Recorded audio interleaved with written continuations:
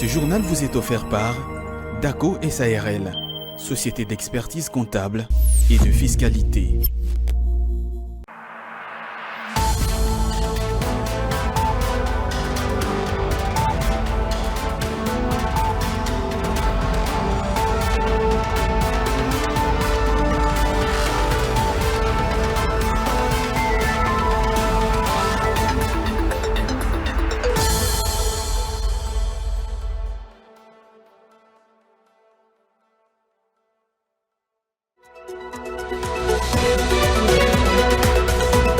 L'autorité de régulation de la sous-traitance a annoncé dans un communiqué signé par le DG Miguel Katem Kachal et lu officiellement sur les antennes de la télévision publique l'annulation des attestations d'enregistrement obtenues frauduleusement par 9 sociétés de sous-traitance du groupe ERG, tout impliquées dans les phénomènes prête-nom, à suivre dans ces journaux. Le rythme de formation de prix intérieur a légèrement progressé à la 3e semaine du mois courant. Cette accélération de l'inflation fait notamment suite à la révision du prix du litre à la pompe, mais également à la dépréciation de la monnaie nationale dans les 2 segments de change. C'est tout pour le titre, mesdames et messieurs. Bienvenue dans cette édition sur Ecofin Télévision. Tout d'abord, le directeur général de l'autorité de régulation de l'électricité et de la Société nationale de l'électricité ont eu une séance de travail le week-end dernier sur principalement la question de délestage intempestif observé ces derniers temps à Kinshasa. Objectif stabiliser et améliorer la desserte en électricité grâce au plan concret, mais aussi la digitalisation de certains services. Suivez. Plusieurs plaintes des consommateurs de l'électricité sur le délestage que connaît la ville de Kinshasa ont poussé la directrice générale de l'autorité de régulation de l'électricité à aller s'enquérir de la situation auprès de la SNEL. Ces déplacements étaient motivés par les soucis d'identifier les causes qui sont à la base des délestages que connaît la ville de Kinshasa, d'analyser les différents plans mis en place par la SNEL pour communiquer ces délestages et les solutions à court, moyen et long terme pour les éviter. Le DG de l'autorité de régulation de l'électricité a attesté que la SNEL est réellement en train de faire les efforts nécessaires pour améliorer la desserte en électricité de la ville de Kinshasa. Les groupes au niveau d'Inga ont été réparés, donc cette nouvelle a été rassurante et nous sommes en train de voir avec la SNEL comment les accompagner pour mieux stabiliser le réseau de Kinshasa. De son côté, le directeur général de la SNEL, Fabrice Lucindé, a affirmé que la SNEL, aujourd'hui, est en mesure, de façon continue, à améliorer district par district la stabilité et la desserte, signalant que les 2 chefs d'entreprise ont aussi évoqué la question du contrôle et des suivis des projets, tout en mettant sur pied une commission mixte à SNEL. Je l'annonce au sommaire de ces journaux, 9 sous-traitants des entreprises Metalcol, Frontier, Boss Mining et Comidé sont radiés du marché de la sous-traitance en République démocratique du Congo. Cette information émane d'un communiqué signé par le DG de l'ARESP, Miguel Katem Kachal, et lu officiellement sur les antennes de la télévision publique. Dans le fait, l'ARESP a annoncé l'annulation des attestations d'enregistrement obtenues frauduleusement par ces sociétés de sous-traitance du groupe ERG, tout impliquées dans le phénomène prête-nom. Suivez. L'autorité de régulation de la sous-traitance dans le secteur privé enjoint aux sociétés principales du groupe ERG, à savoir Metalcol SA, Frontier SA, Boss Mining et Comidé, d'annuler pour violation flagrante des dispositions impératives sur la sous-traitance dans le secteur privé en République démocratique du Congo les contrats de sous-traitance signés avec les 9 sous-traitants dont les noms sont repris ci-dessus. Roche Solide SAS, Surtech Trading SAS, Rocada DRC SAS, Standard Fiable SAS, Société commerciale de mines Socom SAS, Technologie Globale SAS, Étalon SAS, Transversal SAS et Vision SAS. Article 2. La RSP annule, à dater de la signature de la présente décision, les attestations d'enregistrement obtenues frauduleusement. Ces entreprises sont retirées du répertoire des entreprises enregistrées et sont par conséquent inéligibles à l'exercice des activités de la sous-traitance en République démocratique du Congo. Article 3. Tenant compte de la nécessité de ne pas perturber les opérations minières des sociétés du groupe ERG, celles-ci sont tenues dans un délai de 30 jours de relancer les appels d'offres portant sur tous les marchés jadis confiés aux 9 sociétés suscitées. Dans le but d'accompagner le chef de l'État, Félix-Antoine Tshisekedi, dans sa lutte contre la corruption et les détournements des deniers publics, le premier président de la Cour des comptes, Jimmy Munganga, a appelé le lundi les autorités compétentes à tenir compte des recommandations des audits de son institution et les encourage à prendre des sanctions s'il est faut. On l'écoute. Nous sommes tous appelés à accompagner le chef de l'État, n'est-ce pas, dans son mandat. Nous sommes tous appelés à mettre les efforts ensemble pour faire marcher les choses dans ce pays.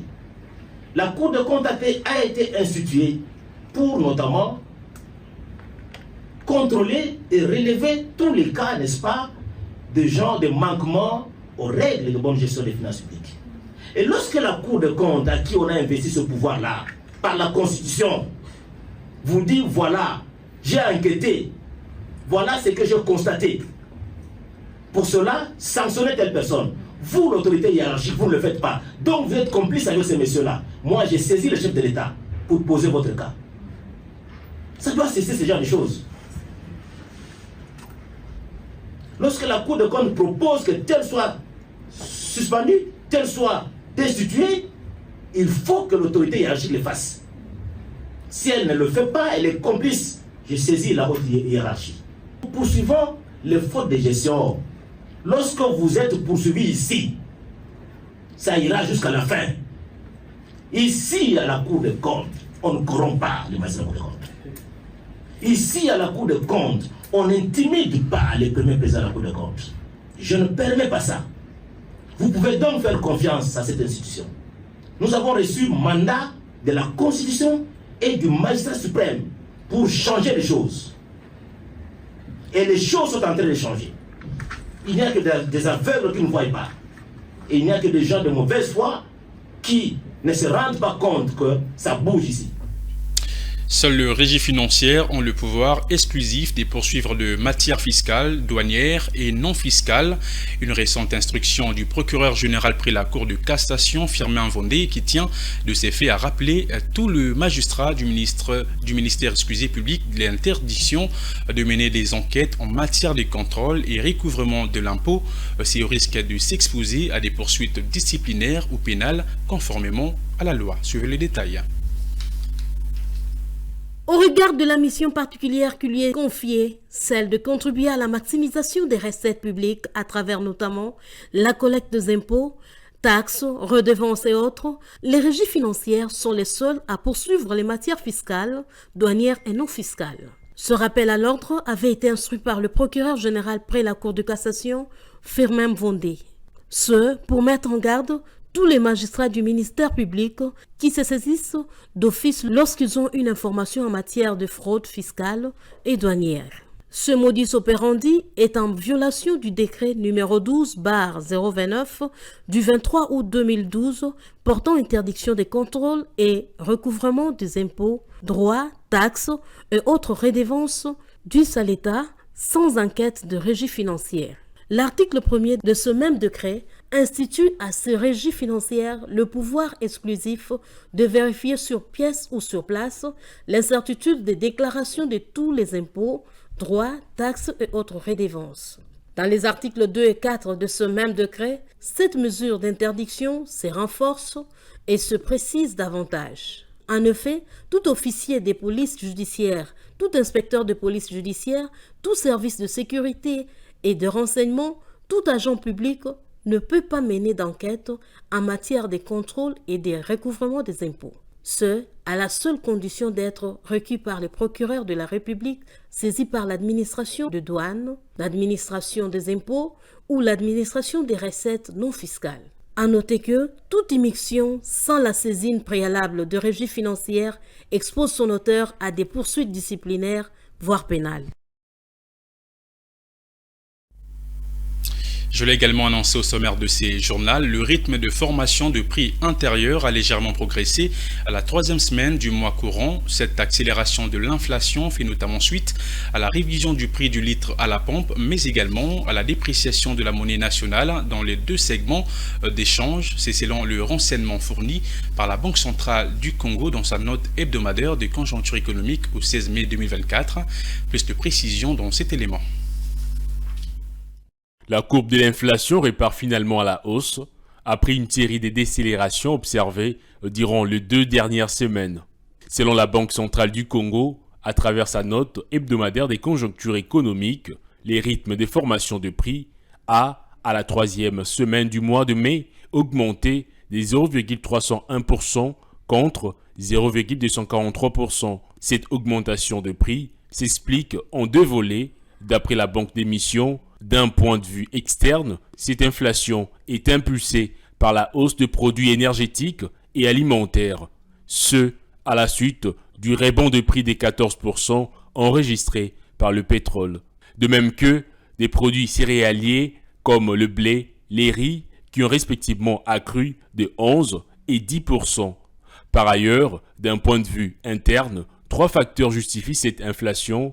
Il s'agit tout d'abord des révisions de prix du litre de carburant à la pompe, une situation qui avait légèrement perturbé la mobilité urbaine dans la capitale avant d'être très vite résolue. Ensuite, le problème climatique qui a entre autres une incidence négative dans la production.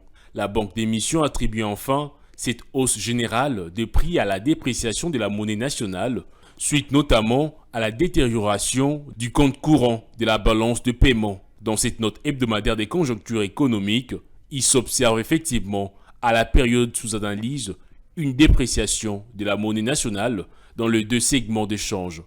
À l'indicatif, la perte de la valeur monétaire est de 0,10%, situant les taux d'échange à 2787 francs congolais pour $1 américain, tandis qu'au parallèle, elle s'est dépréciée de 0,22%, établissant le taux à 2802 francs congolais pour $1 américain.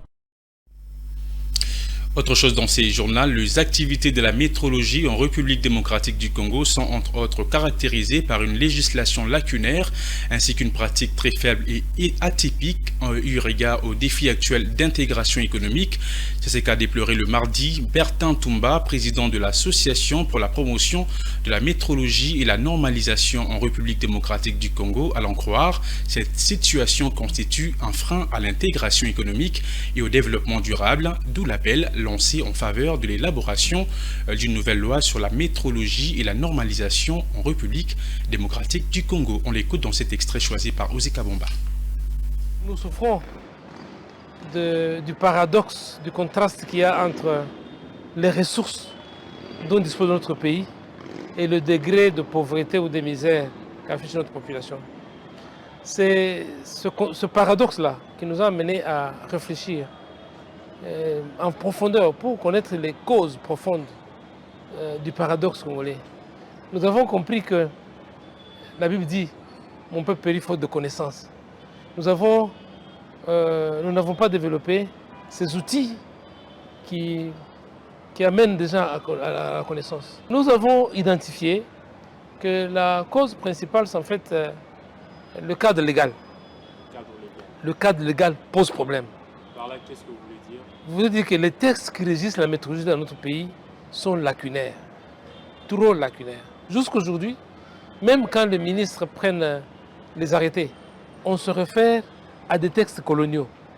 Nous sommes restés avec des textes coloniaux, ce n'est pas normal. Quand les textes de base posent problème, le reste ne peut pas marcher.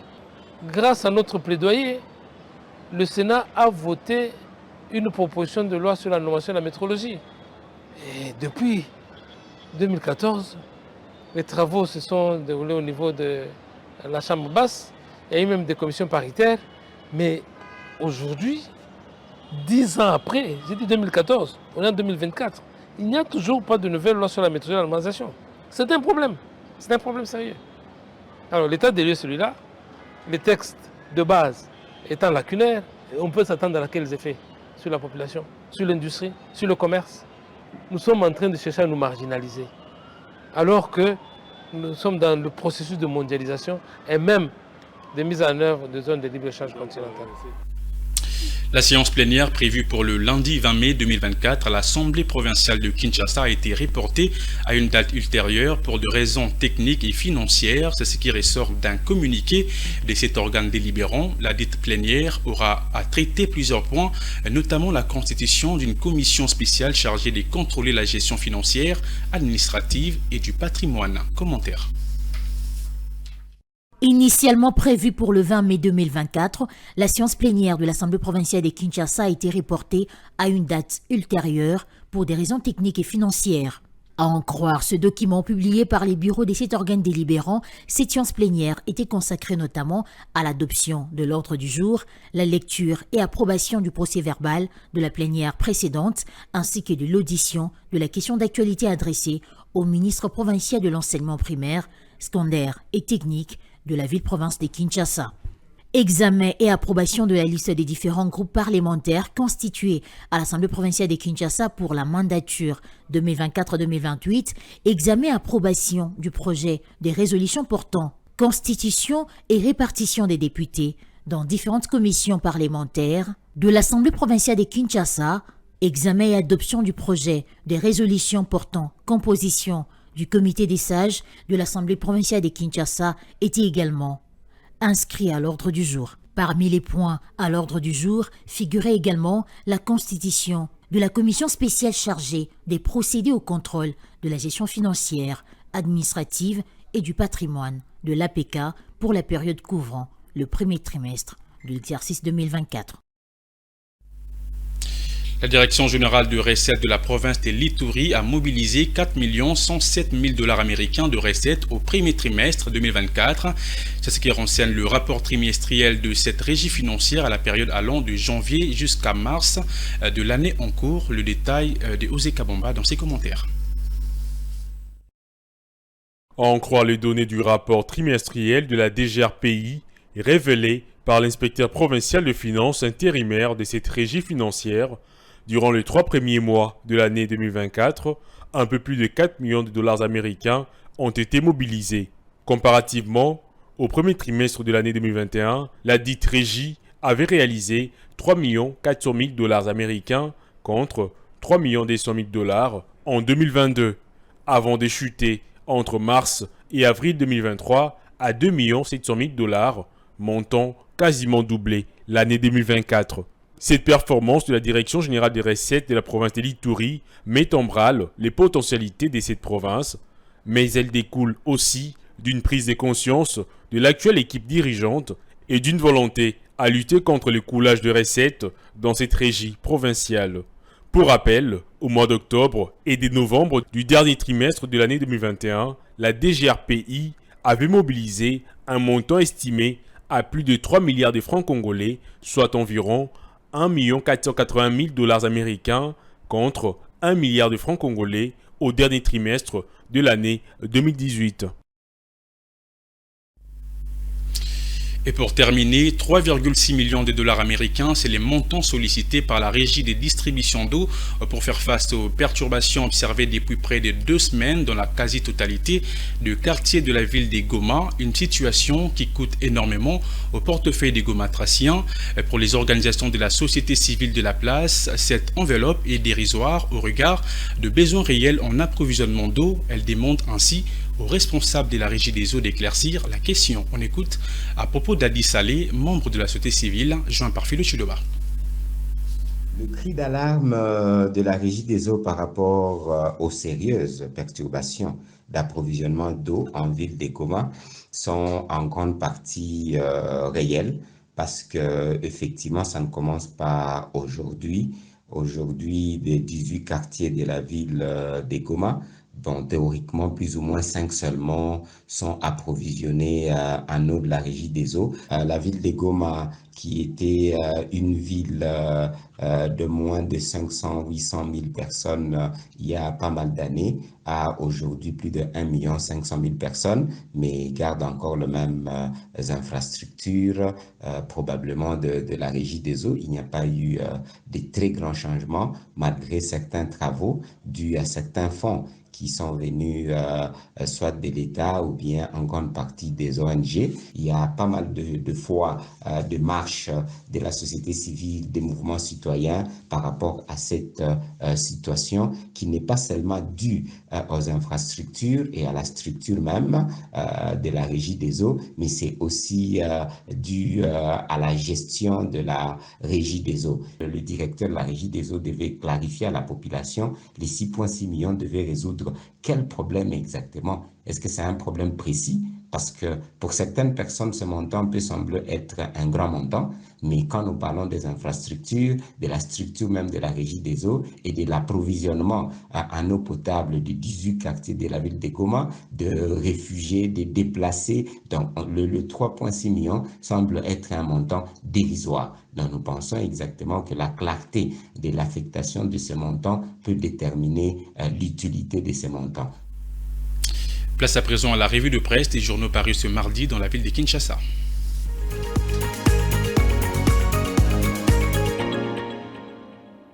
Mesdames et messieurs, bienvenue à tous dans cette revue de presse économique.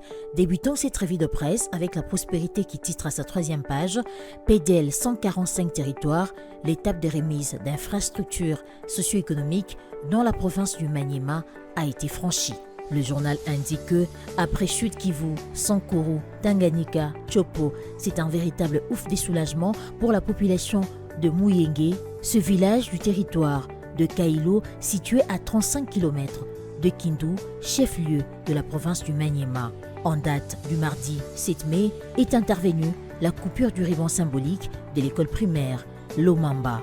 Devant une population en liesse, renseigne le journal, le PNUD a officiellement remis au gouvernement de la République démocratique du Congo ce joyau qui vient de naître de la terre après un travail acharné. À en croire le journal, présent lors de la cérémonie de remise, le gouverneur ad interim de la province du Maniema, Alfani Mangala, n'a pas tari d'éloges à l'égard du gouvernement congolais et du PNUD qui a exécuté à travers l'entreprise Safricas la construction de cette infrastructure. Outre cette école primaire, le PNUD a accéléré la construction des ouvrages jamais connus auparavant dans plusieurs coins de cette province. Dans son mot des circonstances, Damien Mama, représentant résident du PNUD en République démocratique du Congo, a exprimé la grandeur des réalisations qu'est en train d'exécuter ces programmes en faveur de la population du Maniema. Il a indiqué, je cite, « Dans le Maniema, tous les 7 territoires sont couverts. Il y a un total de 103 infrastructures, dont 65 écoles primaires, 31 centres de santé et 5 bâtiments administratifs. Ce qui est particulier avec le Maniema, pour les 103 infrastructures, nous avons déjà signé le contrat et les travaux ont commencé. Et pour les PNUD, quand nous commençons, nous finissons toujours. Quand nous signons le contrat, l'argent est bloqué dans les comptes bancaires et plus personne n'est payé touché. Terminons cette revue de presse toujours avec la prospérité qui titre cette fois-ci à sa 10e page « SNEL SA arrêt vers un travail en synergie pour combattre le délestage à Kinshasa ». Pour le journal, l'autorité de régulation du secteur de l'électricité en République démocratique du Congo et l'opérateur public en matière d'électricité se sont concertés afin d'apporter des solutions au délestage intempestif que connaît la ville de Kinshasa en distribution de l'énergie électrique. Cette annonce fait suite à une séance de travail que les directeurs généraux de l'ARE et de la SNEL ont eu et élargi à leurs collaborateurs au siège de cette société nationale en rapport avec le problème des délestages intempestifs observés ces derniers temps à Kinshasa. L'autorité des régulations a à cette occasion rassuré la population quinoise du retour à la normale de la fourniture électrique dans la capitale. Paraphrasant son collègue Fabrice Luzinde, le directeur général Sandrine Moubenga a attesté que la SNEL est réellement en train de fournir les efforts nécessaires pour améliorer la desserte en électricité dans la ville de Kinshasa afin de diminuer le nombre de délestages. Elle a toutefois rappelé à la population d'éviter les raccordements frauduleux. De son côté, le directeur général de la SNEL, Fabrice Luzinde, a affirmé que la SNEL aujourd'hui est en mesure, de façon continue, d'améliorer district par district la stabilité et la desserte, le service à la clientèle, de sorte qu'il y ait un changement perceptible. Fin de cette revue de presse. Merci à vous de l'avoir suivi.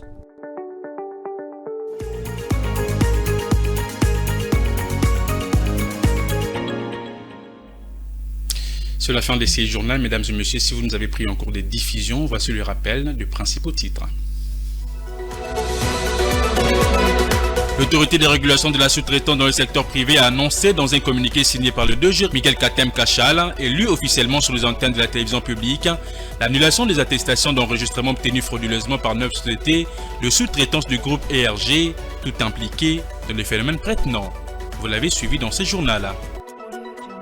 Le rythme de formation de prix intérieur a légèrement progressé à la 3e semaine du mois courant. Cette accélération de l'inflation fait notamment suite à la révision du prix du litre à la pompe, mais également à la dépréciation de la monnaie nationale dans les 2 segments d'échange. Vous l'avez également suivi dans cette édition du journal. Ce journal est complètement terminé. Mesdames et messieurs, merci de l'avoir suivi et bonne suite des programmes sur Ecofin Télévision.